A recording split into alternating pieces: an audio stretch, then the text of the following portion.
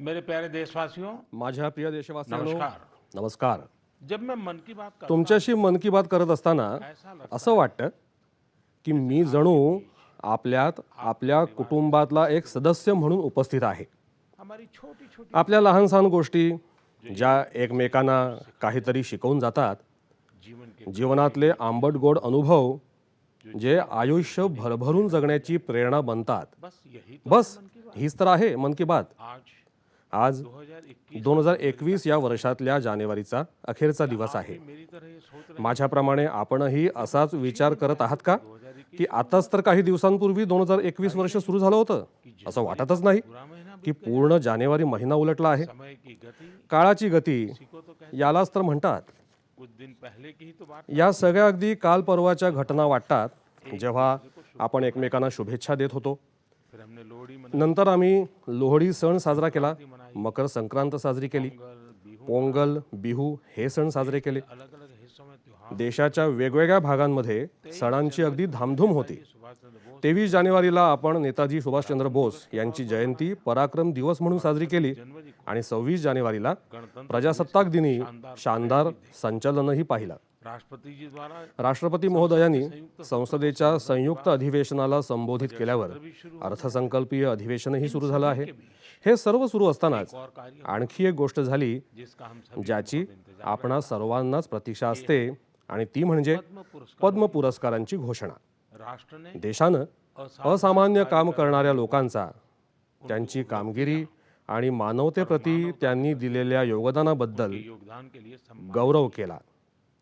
इस साल भी यावर्षीही पुरस्कार पुरस्कार मिळालेल्यांमध्ये वेगवेगळ्या क्षेत्रात अत्युत्तम काम केलेल्या, अलग अलग आपल्या कार्यानं लोकांच्या जीवनात परिवर्तन घडवून आणलेल्या, देशाला पुढे नेलेल्या देश को आगे बढ़ा अशा लोकांचा समावेश आहे. यानी म्हणजे जमीनी स्तर प्रत्यक्ष पुढे येऊन मूलभूत स्तरावर काम करणाऱ्या अनाम वीरांना पद्म पुरस्कारानं सन्मानित करण्याची जी परंपरा देशानं काही वर्षांपूर्वी सुरू केली होती, ती आता यावेळीही कायम राखण्यात आली आहे. आप सभी से माझा आपल्या सर्वांना आग्रह आहे की या लोकांबद्दल, उनके त्यांच्या योगदानाबद्दल आपण जरूर माहिती करून घ्या. परिवार में उनकी कुटुंबात त्यांच्याबद्दल चर्चा करा. चर्चा करें, पहा देखिएगा त्यापासून किती प्रेरणा मिळते. इससे कितनी प्रेरणा मिलती है. इस महीने या महिन्यात क्रिकेट जगतातूनही खूप चांगली बातमी मिळाली. हमारे क्रिकेट आपल्या क्रिकेट संघानं सुरुवातीच्या अडचणींनंतर शानदार पुनरागमन करत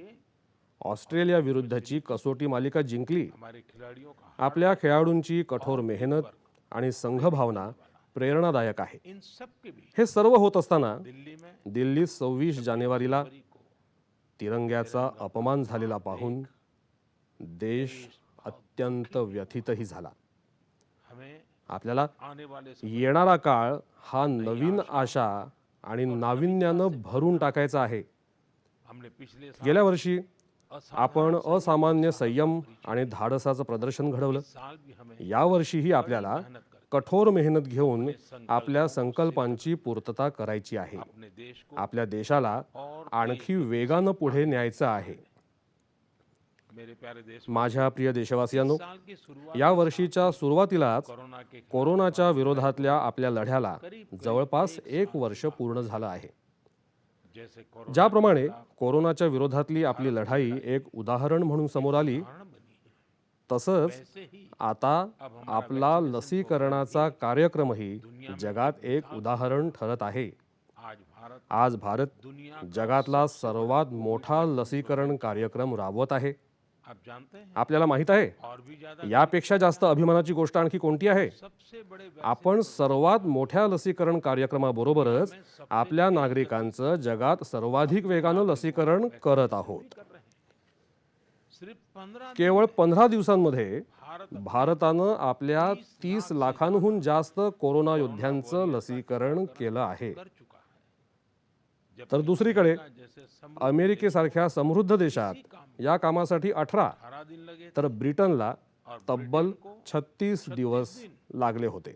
साथियों, मित्रांनो, मेड इन इंडिया भारतात बनवलेली लस आज आज भारताच्या आत्मनिर्भरतेची प्रतीक तर आहेच, शिवाय भारताच्या आत्मसन्मानाचीही प्रतीक आहे.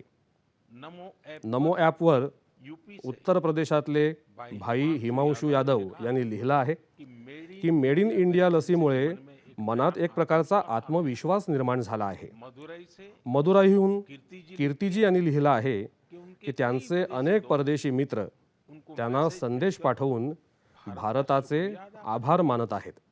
कीर्ति जी के दोस्त कीर्तिजींच्या मित्रांनी त्यांना लिहिलेल्या संदेशात म्हटलं आहे की भारतानं ज्या प्रकारे कोरोना विरोधातल्या लढ्यात जगाला मदत केली आहे के बारे में त्यामुळे भारताबद्दल त्यांच्या मनात असलेली प्रतिष्ठा और भी आणि आदर आणखीनच वाढला आहे. कीर्तिजी, देश का ये देशाबद्दलचं हे गौरवगान ऐकून मन की बातच्या श्रोत्यांनाही अभिमान वाटतो. आजकल मुझे सध्या मलाही अलग वेगवेगळ्या देशांचे अध्यक्ष आणि पंतप्रधानांकडून भारताबद्दल असेच संदेश मिळत असतात. आपने भी देखा हो आपण पाहिलंच असेल, अभी ब्राजील अलीकडेच ब्राझीलच्या अध्यक्षांनी ट्विट करून ज्या पद्धतीनं भारताचे आभार मानले आहेत त्यानं प्रत्येक भारतीयाला किती बरं वाटलं.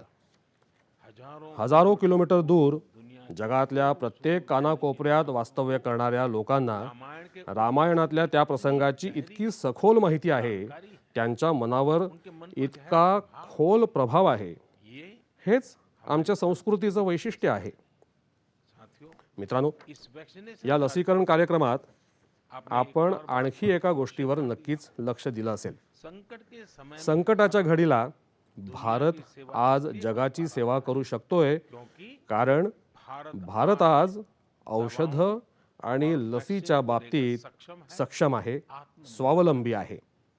यही सो आत्मनिर्भर भारत अभियानामागेही ध्यान की भी है. हाच विचार आहे. भारत भारत जेवढा जास्त सक्षम होईल उतनी ही तेवढाच जास्त मानवतेची सेवा करेल उतना आणि तितकाच जास्त जगाला त्याचा लाभ होईल. मेरे प्यारे देशवासी, माझ्या प्रिय देशवासियांनो, हर बार प्रत्येक वेळेला आपली खूप पत्र मिळतात. नमो नमो ॲप आणि माय गोव्हवर येणारे आपले संदेश आणि दूरध्वनींच्या माध्यमातून आपली मतं जाणून घेण्याची संधी मिळते. इन्हीं संदेश याच संदेशांमध्ये एक ऐसा एका संदेशानं माझं लक्ष वेधलं. ध्यान खींचा. ये संदेश हा संदेश भगिनी प्रियंका पांडेजी यांचा आहे. साल की 23 वर्षाच्या बेटी प्रियंकाजी हिंदी साहित्य हिंदी साहित्याच्या विद्यार्थिनी असून बिहारच्या सिवनमध्ये राहतात. प्रियंका जी प्रियंकाजी यांनी नमो ॲपवर लिहिलं आहे की देशातल्या 15 पर्यटन स्थळांना भेट देण्याच्या माझ्या सूचनेनं प्रेरित अत्यंत प्रेरित झाल्या इसलिए आणि म्हणून 1 जानेवारीला त्या अशा स्थळी निघाल्या जे अतिशय खास होतं. वे जगत हे स्थळ होतं उनके घर देशाचे पहिले राष्ट्रपती डॉक्टर राजेंद्र प्रसाद यांचं वडिलोपार्जित घर, राजेंद्र जे प्रियंकाजींच्या घरापासून फक्त 15 किलोमीटर अंतरावर आहे. प्रियंकाजी यांनी खूप सुंदर लिहिलं आहे अपने की आपल्या देशातल्या महान विभूतींना जाणून घेण्याच्या दृष्टीनं त्यांचं हे पहिलंच पाऊल होतं. प्रियंका जी को प्रियंकाजी यांनी तिथे राजेंद्र प्रसाद जी डॉक्टर राजेंद्र प्रसाद यांनी लिहिलेली अनेक पुस्तके मिळाली, अनेक ऐतिहासिक तसबिरी मिळाल्या. वाकई खरंच प्रियंका जी प्रियंकाजी, आपका ये तुमचा हा अनुभव इतरांनाही प्रेरणा देईल. साथियों, मित्रांनो, इस वर्ष या वर्षापासून भारत आपल्या स्वातंत्र्याच्या 75चा उत्सव अमृत महोत्सव सुरू करत आहे. करने जा रहा है. अशा वेळी ऐसे में ज्यांच्यामुळे आम्हाला स्वातंत्र्य मिळालं जगहों का पता लगाने त्या आपल्या महानायकांशी संबंधित स्थानिक स्थळांचा शोध घेण्याचा हा उत्कृष्ट काळ आहे. मित्रांनो, आजादी के स्वातंत्र्याचं आंदोलन आणि बिहारबद्दल चर्चा करत असताना मी नमो ॲपवर करण्यात आलेल्या आणखी एका टिप्पणीबद्दल चर्चा करू इच्छितो. मुंगेर के रह मुंगेरमध्ये राहणारे जयराम जयराम विप्लवजींनी मला तारापूर शहीद दिनाबद्दल लिहिलं आहे. 15 फेब्रुवारी 1932 रोजी 1932 देशभक्तांच्या एका समूहातल्या अनेक वीर युवकांची जवानों की अंग्रेजों ने इंग्रजांनी अत्यंत निर्दयपणे हत्या केली होती. उनका एक वंदे मातरम आणि भारत माता की जय अशा घोषणा ते देत होते. एवढाच काय तो त्यांचा गुन्हा होता. माँ की जय के नारे लगा रहे थे. मी मैं उन शहीदों त्या शहीदांना वंदन करतो और उनके आणि त्यांच्या धाडसाचं श्रद्धापूर्वक स्मरण करतो. मैं जयराम विप्लव मी जयराम विप्लवजी यांचे आभार मानू इच्छितो. एक ऐसी घटना त्यांनी अशी एक घटना देशासमोर आणली आहे जिच्यावर व्हायला हवी होती तितकीशी चर्चा झालेली नाही. मेरे प्यारे देश माझ्या प्रिय देशवासियांनो, भारत के हर भारताच्या प्रत्येक भागात, प्रत्येक शहर, प्रत्येक नगर आणि गावात आजादी की लड़ाई स्वातंत्र्य युद्ध अगदी संपूर्ण ताकदीनिशी लढलं गेलं. भारत भूमि भारतभूच्या प्रत्येक कानाकोपऱ्यात अशा महान सुपुत्र आणि वीरांगनांनी जन्म घेतला ज्यांनी राष्ट्रासाठी आपलं सर्व जीवन समर्पित केलं. अशा वेळी त्यांचा संघर्ष आणि त्यांच्या आठवणी काळजीपूर्वक जतन करणं हे आपल्यासाठी अत्यंत महत्त्वाचं आहे. आणि म्हणूनच त्यांच्याबाबत लिहून ठेवून आपण आपल्या भावी पिढ्यांसाठी त्यांच्या स्मृती चिरंतन ठेवू शकतो. मी सर्व देशवासीय आणि खास करून युवक मित्रांना असं आवाहन करतो की त्यांनी देशाच्या स्वातंत्र्य सैनिकांबद्दल, स्वातंत्र्याशी संबंधित घटनांबद्दल लिहावं. आपल्या भागातल्या स्वातंत्र्य संग्रामाच्या काळातल्या वीरगाथांबद्दल पुस्तकं लिहावी. आता भारत जेव्हा आपल्या स्वातंत्र्याची 75वी साजरी करत असताना आपलं लिखाण स्वातंत्र्य संग्रामातल्या नायकांसाठी एक उत्तम श्रद्धांजली ठरेल. तरुण लेखकांसाठी भारताच्या 75वी निमित्त एक उपक्रम सुरू केला जात आहे. यातून सर्व राज्य आणि भाषांमधल्या युवा लेखकांना प्रोत्साहन मिळेल. देशात अशा विषयांवर लिहिणारे लेखक मोठ्या प्रमाणात तयार होतील ज्यांचा भारतीय परंपरा आणि संस्कृतीचा सखोल अभ्यास असेल. आपल्याला अशा होतकरू प्रतिभावंतांना पूर्ण मदत करायची आहे. यामुळे भविष्याला योग्य ती दिशा देणाऱ्या विचारवंत नेतृत्वाची एक फळीही तयार होईल. या उपक्रमात सहभागी होऊन आपल्या साहित्यिक कौशल्याचा अधिकाधिक उपयोग करून घेण्यासाठी मी माझ्या युवा मित्रांना आमंत्रित करतो. याबाबतची माहिती शिक्षण मंत्रालयाच्या संकेतस्थळावरून प्राप्त करता येईल. माझ्या प्रिय देशवासियांनो, मन की बात मध्ये श्रोत्यांना काय आवडतं हे आपल्यालाच अधिक चांगल्या प्रकारे माहीत आहे. पण मला मन की बात मध्ये सर्वात जास्त हे आवडतं की मला यातून खूप काही जाणून घ्यायला, शिकायला आणि वाचायला मिळतं. एक प्रकारे अप्रत्यक्षपणे आपल्या सर्वांमध्ये सामील होण्याची संधी मिळते. कोणाचा प्रयत्न, कोणाची उत्कट भावना, कोणाचं देशासाठी काहीतरी करण्याचं वेड, हे सगळं मला खूप प्रेरित करतं आणि ऊर्जेनं भरून टाकतं. हैदराबादच्या बोईनपल्लीमध्ये एक स्थानिक भाजी मंडई ज्या प्रकारे आपली जबाबदारी पार पाडत आहे ते वाचूनही मला खूप बरं वाटलं. आपण सर्वांनी हे पाहिलंच आहे की भाजी मंडईत अनेक कारणांनी भाजी खराब होत असते. ही भाजी इकडे तिकडे विखुरते, त्यामुळे दुर्गंधीही पसरते. पण दररोज उरलेली ही भाजी तशीच फेकायची नाही असं बोईनपल्लीच्या भाजी मंडईनं ठरवलं. भाजी मंडईशी संबंधित लोकांनी या भाजीपासून वीज बनवायची असा निर्णय घेतला. खराब झालेल्या भाजीपासून वीज बनवण्याबद्दल आपण क्वचितच ऐकलं असेल. हीच तर नाविन्यपूर्ण संशोधनाची शक्ती आहे. आज बोईनपल्ली मंडईत जो वेस्ट म्हणजे कचरा होता त्यापासून वेल्थ म्हणजे संपत्तीची निर्मिती होत आहे. हाच कचऱ्यातून सोनं निर्माण करण्याचा मार्ग आहे. तिथे दररोज निघणारा 10 टन कचरा एका प्लांटमध्ये जमा केला जातो. या प्लांटमध्ये या कचऱ्यापासून दररोज 500 युनिट वीज निर्मिती होते आणि जवळपास 30 किलो जैविक इंधनही बनतं. याच विजेतून भाजी मंडईला वीज पुरवठा होतो आणि जैविक इंधनाचा उपयोग करून मंडईच्या उपाहारगृहातले खाद्यपदार्थ शिजतात. आहे ना प्रयत्नांची कमाल. अशीच एक कमाल हरियाणातल्या पंचकुलाच्या बडौत ग्रामपंचायतीनंही करून दाखवली आहे. या पंचायत क्षेत्रामध्ये सांडपाण्याचा निचरा होण्यात समस्या होती. त्यामुळे घाणेरडं सांडपाणी इकडे तिकडे पसरत होतं. त्यामुळे आजार फैलावत होते. पण बडौतच्या गावकऱ्यांनी या वाया जाणाऱ्या पाण्यातूनही संपत्ती निर्माण करण्याचं ठरवलं. ग्रामपंचायतीनं पूर्ण गावातून येणारं घाण सांडपाणी एका ठिकाणी साठवून गाळून शुद्ध करायला सुरुवात केली आणि शुद्धीकरण केलेलं हे पाणी आता गावातले शेतकरी शेतातल्या सिंचनासाठी वापरत आहेत. म्हणजे प्रदूषण, घाण आणि आजारांपासून सुटकाही झाली आणि शेताला पाणीही मिळालं. मित्रांनो, पर्यावरण संरक्षणातून उत्पन्नाचे मार्ग कसे निघतात याचं एक उदाहरण अरुणाचल प्रदेशच्या तवांगमध्येही पाहायला मिळालं आहे. अरुणाचल प्रदेशच्या या डोंगराळ भागात मोन शुगू या नावाचा कागद शतकानुशतकं बनवला जातो. हा कागद इथल्या स्थानिक शुगू शँग या नावाच्या झाडाच्या सालीपासून बनवला जात असल्यामुळे हा कागद तयार करण्यासाठी या झाडांना तोडावं लागत नाही. याशिवाय हा कागद बनवताना कोणत्याही रसायनाचा वापर करावा लागत नाही. म्हणजेच हा कागद पर्यावरण पूरकही आहे आणि आरोग्यासाठीही अगदी सुरक्षित आहे. एक काळ असा होता जेव्हा या कागदाची निर्यात होत असे, पण आधुनिक तंत्रज्ञानानं कागदाचं उत्पादन जेव्हा मोठ्या प्रमाणात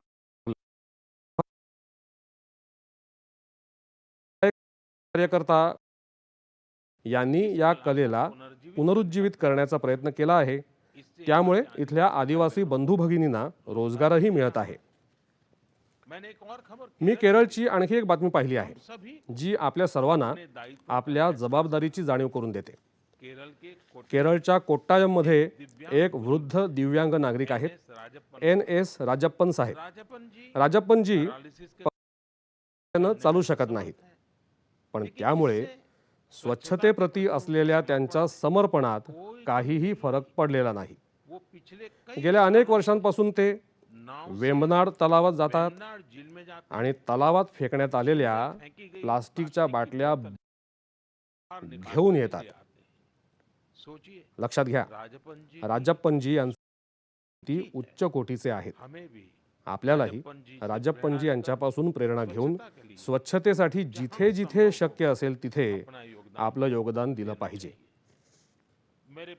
माझ्या प्रिय देशवासियांनो, काही दिवसांपूर्वी आपण पाहिलं असेल अमेरिकेच्या सॅन फ्रान्सिस्कोहून बंगळुरूसाठी उड्डाण केलेल्या एका नॉनस्टॉप म्हणजे मध्ये कुठेही थांबा न घेणाऱ्या विमानाची धुरा भारताच्या 4 महिला वैमानिकांनी सांभाळली होती. 10,000 किलोमीटरपेक्षा जास्त लांबचा प्रवास करून हे विमान 250 पेक्षा जास्त प्रवाशांना घेऊन भारतात आलं. आपण यावेळी 26 जानेवारीच्या संचलनातही पाहिलं असेल भारतीय वायुदलाच्या 2 महिला अधिकाऱ्यांनी नवा इतिहास रचला आहे. क्षेत्र कोणतंही असो, आपल्या देशातल्या महिलांचं योगदान सातत्यानं वाढतच आहे. पण एक गोष्ट आपल्या नेहमीच लक्षात येत असेल की देशातल्या गावागावांमध्ये सुद्धा अशाच प्रकारच्या बदल घडवणाऱ्या घडामोडी होत असतात, मात्र त्या बदलांची तेवढी चर्चा होत नाही. म्हणूनच मी जेव्हा मध्य प्रदेशच्या जबलपूर मधली एक बातमी पाहिली तेव्हा असं वाटलं की या बातमीचा उल्लेख मला मन की बात मध्ये नक्कीच करायला हवा. ही बातमी खूपच प्रेरणादायी आहे. जबलपूरच्या चिचगावात काही आदिवासी बायका एका राईस मिल म्हणजेच भाताच्या गिरणीमध्ये रोजंदारीवर करत होत्या. कोरोनाच्या जागतिक महासाथीनं जसं जगातल्या प्रत्येक व्यक्तीला ग्रासलं, त्याचप्रमाणे या महिलांना सुद्धा त्याची झळ पोहोचली. त्यांचं राईस मिल मधलं काम थांबलं. स्वाभाविकच आहे, यामुळे त्यांच्या कमाईतही अडथळे येऊ लागले.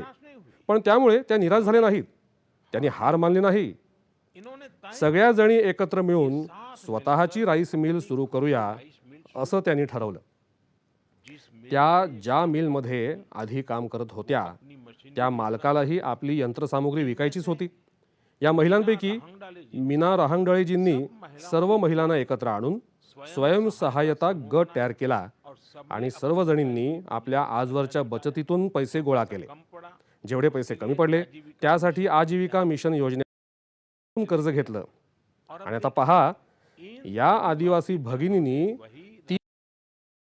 जिथे त्या पूर्वी कामगार म्हणून काम करत होत्या त्या आता आपली स्वतःची राईस मिल चालवत आहेत.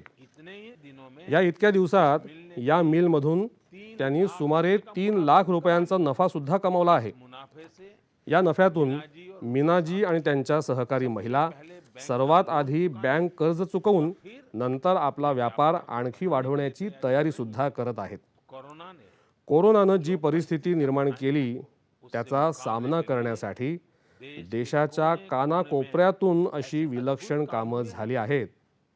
मेरे प्यारे देशवासियों, माझ्या प्रिय देशवासियांनो, मैं आपसे बुंदेलखंड बुंदेलखंड विषयी बोलताना वो कौन सी बुंदेलखंडच्या कोणत्या गोष्टी लगेच आपल्या मनात येतील? इतिहास में रुचि रख इतिहासात रस असलेले लोक या भागाला झाशीची राणी लक्ष्मीबाईशी जोडतील, तर काही लोक सुंदर आणि शांत अशा ओरछा या पर्यटन स्थळाविषयी विचार करतील. में पढ़ने वाले काही जणांना या भागात जाणवणाऱ्या जबरदस्त येईल.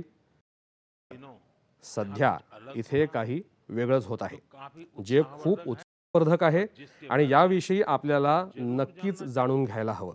पिछले दिनों काही दिवसांपूर्वी झाशीत 1 महिना चालणारा स्ट्रॉबेरी महोत्सव सुरू झाला. हर किसी को प्रत्येकाला आश्चर्य वाटेल, स्ट्रॉबेरी स्ट्रॉबेरी आणि बुंदेलखंड, बुंदेलखंड, लेकिन पण हे सत्य आहे. अब आता बुंदेलखंडात स्ट्रॉबेरीची शेती करण्याबाबत उत्साह वाढतोय आणि यात खूप मोठी भूमिका निभावली आहे झाशीची एक सुकन्या गुरलीन चावला हिनं. लौकी छात्रा कायद्याची विद्यार्थिनी असलेल्या गुरलीननं आधी आपल्या आणि नंतर शेतात स्ट्रॉबेरी शेतीचा यशस्वी प्रयोग करून झाशीमध्ये सुद्धा स्ट्रॉबेरी शेती होऊ शकते हा विश्वास निर्माण केला आहे. झांसी का स्ट्रॉबेरी झाशीचा स्ट्रॉबेरी महोत्सव स्टे ॲट होम कन्सेप्ट म्हणजेच एक प्रकारे घरी राहून कमवा या संकल्पनेवर भर देतो. किसानों और युवाओं या महोत्सवाच्या माध्यमातून शेतकरी वर्गाला आपल्या घराच्या सभोवताली रिकाम्या जागेवर किंवा घराच्या गच्चीवर बागकाम करून स्ट्रॉबेरी पिकवण्यासाठी प्रोत्साहित केलं जात आहे. टेक्नोलॉजी की मदद से नव्या तंत्रज्ञानाच्या मदतीनं असेच प्रयत्न देशाच्या भागांमध्ये सुद्धा होत असतात. स्ट्रॉबेरी कभी पहाड़ों डोंगराळ भागात थंड हवामानात घेतलं जाणारं पीक म्हणून स्ट्रॉबेरीची कधी काळी ओळख होती. ही स्ट्रॉबेरी आता कच्छच्या रेताळ जमिनीत सुद्धा उगवायला लागली आहे, शेतकऱ्यांचं उत्पन्न वाढवते. मित्रांनो, स्ट्रॉबेरी महोत्सवासारखे प्रयोग नवोन्मेषाची उर्मी तर दर्शवतातच, पण त्याचबरोबर हेही दाखवतात की आपल्या देशातलं कृषी क्षेत्र नव्या तंत्रज्ञानाचा अंगीकार कसा करत आहे. मित्रांनो, शेतीला आधुनिक बनवण्यासाठी सरकार वचनबद्ध आहे आणि अनेक पावलं उचलत आहे. सरकार सरकारचे प्रयत्न यापुढे असेच सुरू राहतील. मेरे प्यारे देशवासियों, माझ्या प्रिय देशवासियांनो, कुछ ही दिन पहले काही दिवसांपूर्वी मी एक व्हिडिओ बघितला. वह वीडियो हा व्हिडिओ पश्चिम बंगालच्या वेस्ट मिदनापूर इथल्या नया पिंगला या गावातले एक चित्रकार सरमुद्दीन यांच्याबाबत होता. वो प्रसन्नता व्यक्त कर रामायणावर बनवलेल्या त्यांच्या चित्राची 2 लाख रुपयांमध्ये विक्री झाल्याबद्दल ते करत होते. इससे यामुळे उनके गांव त्यांच्या गाववाल्यांनाही खूप आनंद झाला. इस हा व्हिडिओ पाहिल्यानंतर याबाबत आणखी काही जाणून घेण्याची माझी उत्सुकता वाढली. इसी क्रम में मुझे मला पश्चिम बंगालशी संबंधित आणखी एका खूपच चांगल्या उपक्रमाविषयी माहिती मिळाली, आपके साथ ज्याबाबत तुमच्याशी बोलायला मला नक्कीच आवडेल. पर्यटन मंत्रालय पर्यटन विभागाच्या प्रादेशिक कार्यालयानं महीने की या महिन्याच्या सुरुवातीलाच बंगाल के गांव बंगालमधल्या गावांमध्ये इनक्रेडिबल इंडिया गेटवेज या उपक्रमाची सुरुवात केली. पश्चिम मिदनापुर, यामध्ये पश्चिम मिदनापूर, बांकुरा, बीरभूम, पुरुलिया, पूर्व वर्धमान इथल्या हस्तशिल्प कलाकारांनी तिथे येणाऱ्या पर्यटकांसाठी हस्तकला कार्यशाळांचं आयोजन केलं. मुझे यह भी बताया मला असंही सांगण्यात आलं की या इनक्रेडिबल इंडिया वीकेंड गेटवेज दरम्यान झालेली हस्तकला कुसरीच्या वस्तूंची विक्री हस्तशिल्प इथल्या हस्तकला कारागिरांना खूपच प्रोत्साहित करणारी ठरली. देशभरातले इतर भागातले लोक सुद्धा वेगवेगळ्या पद्धतीनं आपली कला लोकप्रिय करत आहेत. के राउरकेला ओदिशाच्या राऊरकेलामधल्या भाग्यश्री साहू यांनाच पहा. इंजीनियरिंग की तशा त्या अभियांत्रिकीच्या विद्यार्थिनी आहेत, पण गेल्या काही महिन्यात त्यांनी पट्टचित्रकला शिकायला सुरुवात केली आणि त्यात नैपुण्यही. लेकिन पण आपल्याला एक गोष्ट माहिती आहे उन्होंने की त्यांनी पेंट कुठे केलं? सॉफ्ट स्टोन्स, सॉफ्ट स्टोन चक्क सॉफ्ट स्टोनवर. महाविद्यालयाकडे जाणाऱ्या रस्त्यावर भाग्यश्रींना हे सॉफ्ट स्टोन मिळाले. उन्होंने त्यांनी ते एकत्र केले, एकत्र किया, स्वच्छ केले. किया. नंतर त्यांनी रोज 2 तास या दगडांवर पट्टचित्राच्या शैलीत पेंटिंग केलं.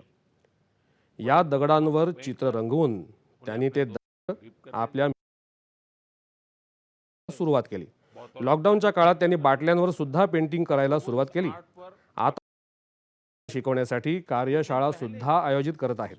काही दिवसांपूर्वी भाग्यश्रींनी या दगडांवर आपल्या चित्रकलेच्या माध्यमातून सुभाष बाबूंना श्रद्धांजली वाहिली. त्यांच्या भविष्यातल्या अशा प्रकारच्या उपक्रमांसाठी मी त्यांना शुभेच्छा देतो. आर्ट आणि कलर्सच्या माध्यमातून खूप काही नवं शिकता येऊ शकतं, करता येऊ शकतं. झारखंडच्या दुमका इथल्या अशाच एका सुंदर उपक्रमाबाबत मला माहिती मिळाली।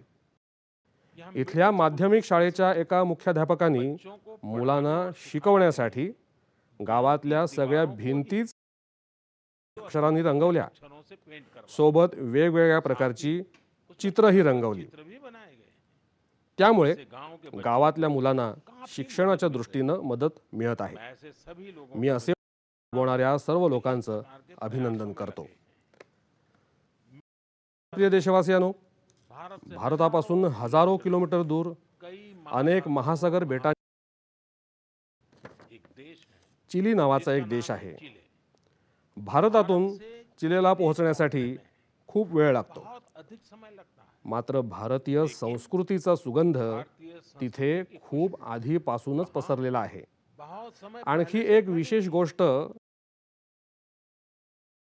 तिथे योग खूपच लोकप्रिय आहे। तुम्हाला नवल वाटेल, चिलीची राजधानी सॅन्टियागोत 30 पेक्षा जास्त योग विद्यालय आहेत। चिलीत आंतरराष्ट्रीय योग दिवस सुद्धा मोठ्या उत्साहानं साजरा केला जातो की हाऊस ऑफ डेप्युटीज मध्ये योग दिवसाच्या निमित्तानं उत्साहानं भारलेलं वातावरण असतं। कोरोनाच्या काळात प्रतिकारशक्तीवर भर देणं, प्रतिकारशक्ती वाढवणं यासाठी योगाचा होणारा चांगला उपयोग लावून इथले लोक आता योगाला पहिल्यापेक्षाही खूप जास्त महत्त्व देत आहेत। चिलीच्या संसदेनं संमत केला आहे, तिथे याचा निर्णय घेण्यात आला आहे। आता आपण विचार कराल, 4 नोव्हेंबर काय आहे? 4 नोव्हेंबर 1962 रोजी चिलीमध्ये होजे राफाल एस्ट्राडा यांनी पहिली योग संस्था स्थापन केली। राष्ट्रीय योग दिवस म्हणून घोषित करून एस्ट्राडाजींना श्रद्धांजली सुद्धा वाहिली आहे। संसदेनं केलेला हा एक असा विशेष सन्मान आहे ज्याचा प्रत्येक भारतीयाला मान वाटतो। चिली संसदेशी संबंधित आणखी एक गोष्ट आपल्याला भावेल। चिली सिनेटच्या उपाध्यक्षांचं नाव रवींद्रनाथ क्विंटेरॉस आहे। त्यांचं हे नाव जागतिक कवी गुरुदेव रवींद्रनाथ टागोर यांच्या नावावरून ठेवण्यात आलं आहे। देशवासियांनो, माय गोव या संकेतस्थळावर महाराष्ट्रातल्या जालन्याचे डॉक्टर स्वप्नील मंत्री आणि केरळच्या पलक्कड इथले प्रल्हाद राजगोपालन यांनी विनंती केली आहे की मन की बात मध्ये मी आपल्या सर्वांशी रस्ते सुरक्षेविषयी चर्चा करावी। याच महिन्यात 17 फेब्रुवारी पर्यंत आपला देश रोड सेफ्टी मंथ साजरा करत आहे। देशासाठी नाही तर संपूर्ण जगासाठी चिंतेचा विषय आहे। आज भारतात रस्ते सुरक्षेसाठी सरकारच्या बरोबरीनं वैयक्तिक आणि सामूहिक पातळीवर प्रयत्न केले जात आहेत। आपला जीव वाचवण्यासाठी असलेल्या या प्रयत्नांमध्ये आपल्याला सर्वांनाच आपलं सक्रिय योगदान दिलं पाहिजे। मित्रांनो, आपल्या लक्षात आलं असेल की बॉर्डर रोड ऑर्गनायझेशन म्हणजे सीमा रस्ते संघटना जे रस्ते बनवत आहे त्या रस्त्यांवरून जाताना आपल्याला कितीतरी छान अशी नवनवीन स्लोगन्स म्हणजेच घोषवाक्य पाहायला, this is highway not runway, किंवा मग बी मिस्टर लेट दॅन मिस्टर अशी घोषवाक्य रस्त्यांवर सावधगिरी बाळगण्यासाठी लोकांना जागृत करण्यात खूपच प्रभावशाली ठरतात। आता आपणही अशाच प्रकारच्या वेगवेगळ्या नव्या कल्पना, नवी घोषवाक्य माय गोवर पाठवू शकता। आपण पाठवलेल्या चांगल्या घोषवाक्यांचा या अभियानात वापरही होऊ शकतो। मित्रांनो, रस्ते सुरक्षेबाबत बोलत असताना मी नमो ॲपवर कोलकात्याच्या अपर्णा दास जी यांनी टाकलेल्या एका पोस्टवर चर्चा करू इच्छितो। अपर्णाजींनी मला फास्टॅग सुविधेबाबत बोलण्याचं सुचवलं आहे। त्यांचं म्हणणं आहे की फास्टॅगमुळे प्रवासाची एकंदर व्याख्याच बदलली आहे। फास्टॅगमुळे वेळेची बचत तर होतेच, पण टोल नाक्यावर थांबून रोख रक्कम भरण्यात येत असलेला त्रास आता संपला आहे। अपर्णाजींचं म्हणणं बरोबरच आहे। यापूर्वी आपल्या टोल नाक्यांवर एका गाडीला सरासरी 7 ते 8 मिनिट लागत होती, पण आता फास्टॅग आल्यानंतर ही वेळ सरासरी 1.5 ते 2 मिनिटांवर येऊन ठेपली आहे. टोल नाक्यावर टोल भरण्यासाठी थांबण्यात लागणारा वेळ कमी झाल्यानं गाडीच्या इंधनातही बचत होत आहे. यामुळे आपल्या देशवासियांचे साधारण 21,000 कोटी रुपये वाचत असल्याचा अंदाज आहे. म्हणजे पैशांची बचत आणि वेळेचीही बचत. माझा आपल्या सर्वांना आग्रह आहे की सर्व मार्गदर्शक सूचनांचं पालन करत आपण स्वतःकडे लक्ष द्या आणि दुसऱ्यांचा जीव सुद्धा वाचवा. माझ्या प्रिय देशवासियांनो, आपल्याकडे असं म्हणतात, जलबिंदू निपातेन क्रमशः पूर्यते घटाः. अर्थात पाण्याच्या एकेका थेंबानंच अखेर पूर्ण घडा भरतो. आपल्या एकेका प्रयत्नानंच आपले मोठमोठे संकल्प पूर्ण होत असतात. म्हणूनच 2021 या वर्षाची सुरुवात जी उद्दिष्ट ठेवून आपण केली आहे ती सर्व उद्दिष्ट आपल्याला सर्वांनी मिळूनच गाठायची आहेत. तर चला, आपण सर्वजण मिळून हे वर्ष सार्थ ठरवण्यासाठी आपली पावलं उचलूया. आपण आपले संदेश, आपल्या कल्पना नक्की पाठवत राहा. पुढच्या महिन्यात पुन्हा भेटूया. विदा पुनर्मिलनाय.